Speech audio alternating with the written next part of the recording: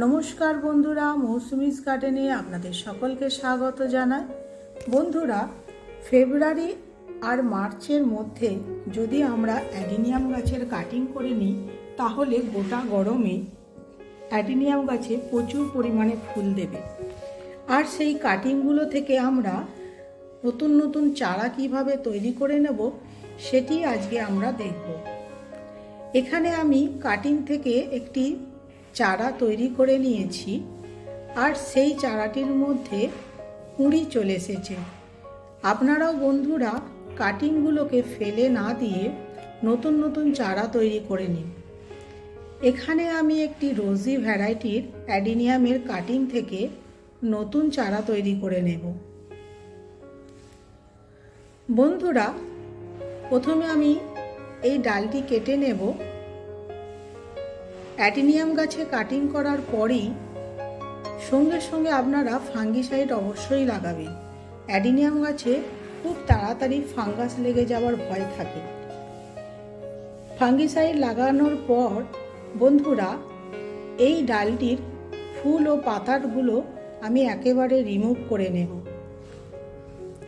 ডাল থেকে পাতা ও ফুল রিমুভ করার পর এই ডালটিকে আমি শেডি এরিয়ায় 6 থেকে 7 দিন রেখে দেব। 6 থেকে 7 দিন এইভাবে রেখে দেওয়ার পরে তবে আমি এই ডালটিকে বসাবো। আমার কাছে 6-7 দিন আগেকারের ডাল বা কাটিং রাখা ছিল, সেটি আজকে বসাবো। বন্ধুরা, এই কাটিং বসানোর জন্য প্রথমে আমি অ্যাডিনিয়াম গাছের মাটি তৈরি করে নেব। অ্যাডিনিয়াম গাছকে মরুভূমির গোলাপ বলা হয়, তাই এই গাছ বালির মধ্যে খুব ভালো হয়। আমি এখানে বালি চালার পরে যে ওয়েস্টেজ থাকে সেটি নিয়ে নিয়েছি বেশি পরিমাণে।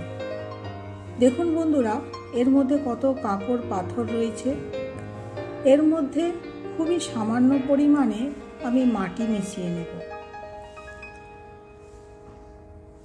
সামান্য ফাঙ্গিসাইড দিয়ে তৈরি করে নেব এই অ্যাডিনিয়াম গাছের মাটি। বন্ধুরা, এইভাবে অ্যাডিনিয়াম গাছের মাটি তৈরি করে নিলে এর মধ্যে জল একেবারেই দাঁড়াবে না। অ্যাডিনিয়াম গাছ জল একেবারে পছন্দ করে না, তাই এর ড্রেনেজ সিস্টেমটা ভালো রাখার জন্যই এইভাবে মাটি তৈরি করা। আর পটটি দেখুন কত হোল করা। এর মধ্যে জল দিলে কখনোই জল স্টোর হয়ে যাবে না। এইভাবে আমি গাছটিকে বসিয়ে নেব।